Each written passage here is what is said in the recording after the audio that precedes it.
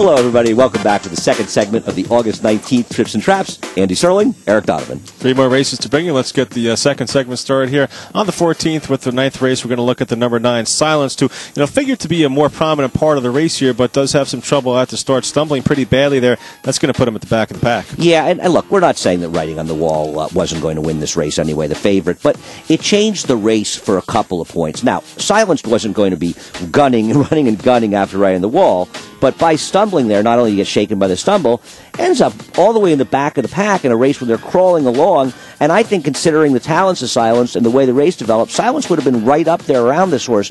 I'm not saying Silence was going to win, but it could have been a slightly differently run race, and certainly would have been run in a different manner for Silence. We'll show you the trouble Silence has, and then we'll pick up the race at the quarter pole. Stumbling at the start, very hard to overcome for a horse like Silence, and a good job by the jockey there. That was Alan Garcia. It's just to stay aboard after such a stumble, and unfortunately for him, he gets pushed toward the back of the pack and ends up a little bit wide going into the first turn. Another horse kind of drifts out a path or two, but I thought he could have been sitting fourth there in the early stages here, and the 2 front runners still running 1-2 here, Riding on the Wall and Hammock, and you see where Silence is trying to pick them up from. Right. First of all, Silence never gets to the outside to get in the clear to make a run down the stretch. I'm not saying it made a big difference in here, but it's just never a position. I mean, Alan Garcia, honestly, any jockey would know, and I'm not saying singling Alan or anybody, once that stumble happens, you're saying to yourself, I just have no shot in this race. I can't believe it. The race just started, and my race is over. And this is what happens sometimes in racing. I mean, sometimes the start is the most important part of races, because it so much can dictate what happens later in the race. We saw in the other episode that 4 horse in the race that just got eliminated, the Girl Bar. It's similar situation with Silence. Silence, the horse that's okay. Next time, this kind of race going to win. 2 more races. Let's take a look at maiden race from the 15th, race number 7. Marvel Gaye and Baby Me, 2 horses that come out of the gate last, but will have a lot to say about the outcome of this race. Yeah, I mean, you might argue in some ways the second finisher ran well in here, but when you consider that Marvel Gaye got just left in this race and circled the field and won, and the 5 horse in here, Baby Me, the trouble this horse has, it's hard not to say that the best 2 horses weren't these 2 horses, taking nothing away from the second finisher, Afaf, who's a second-time starter. We don't show a lot of winners, but this winner, a 33-1 first for Dallas Stewart, was a legitimate winner. Absolutely, and just consider what's going on in the race here. Afaf's having a pretty decent stalking trip in here, just outside of the 1 horse in here, Dixie Deer. The pace isn't really all that fast. A perfect spot for Afaf. You saw Marvel Gaye have all that trouble at the start. Same thing with Baby Me. They're not even on the screen yet. It's probably going to be another 1/8 of a mile before they actually get on the screen, and at that point, when they get on the screen, they're not even in contention yet. No, I completely agree. Look, I bet Afaf in this race. And maybe you want to argue the race kind of fell apart, but you know what? These horses ran too well. I mean, you see Afaf is making that huge move on the outside. The Marvel Gaye, I'm sorry. The 5 horse, I don't even know where this horse is at this point, Baby Me. She's not even in the picture. There's Marvel Gaye on the outside. Yeah, we'll roll it a little bit more, and you'll take a peek at the 5 Baby Me, who's last of all. There's Baby Me all the way toward the back of the pack. Amazing that these 2 horses come from so far back, especially Marvel Gaye losing ground on the turn, and are able to finish up all that well. I will say a couple things about this race. It seemed like, for the most part, aside from Afaf, the race kind of fell apart a little bit. I don't know how good these horses really are, but you can't take anything away from the first and third finishers. Right. You could make the argument that maybe none of these are that good, but like you said, the first and third finishers both just ran extremely well in here, all things considered.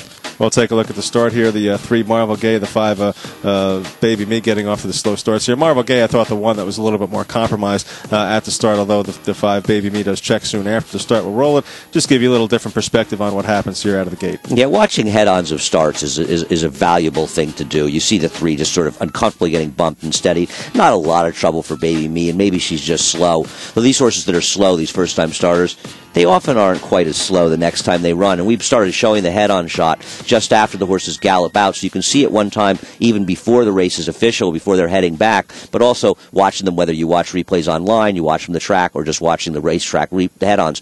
Head-ons, especially in 2-year-old baby races, can be the most important part of the race. Very important to see who gets left and who comes out of the gate there running. One more race to bring you on Trips and Traps. We'll head back to the turf, and here we're going to look at Sterling Silver and Hey Hey Mama from August 15th, race number 8. Sterling Silver, the horse that was the favorite in this race, and probably will be favored again off what happened here. Yeah, Serling Silver's the horse that we showed. I don't know how she ended up favored in this race, but regardless of that, we showed her once before, and we said she's a trap, and I think she's a trap again out of this race. I will not argue with anybody that said she had trouble. I just don't want her going forward. Now, Hey Mama was a horse that you had to think was going to lead, a sprint speed horse.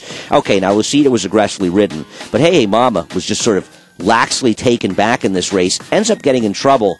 I'm still not sure if it just wasn't she isn't good enough, because when she got sort of clear in the stretch, and we'll show it, she didn't have the acceleration to go anywhere near a hole. Serling Silver, she got the pace to run into. She's a horse that's just always steadying along and getting in trouble, and I don't think she's that good. Yeah, the steadying along part will start from right about here and get worse as we go down the backstretch here. Hey Mama right in front of Serling Silver at this point. There's Serling Silver toward the back, and Hey Mama more toward the middle in the yellow and black West Point silks there. And we'll roll it and show you exactly what goes on here down the backstretch for Serling Silver. As you see, jockey Ramon Dominguez has a handful there on Serling Silver, just nowhere to go.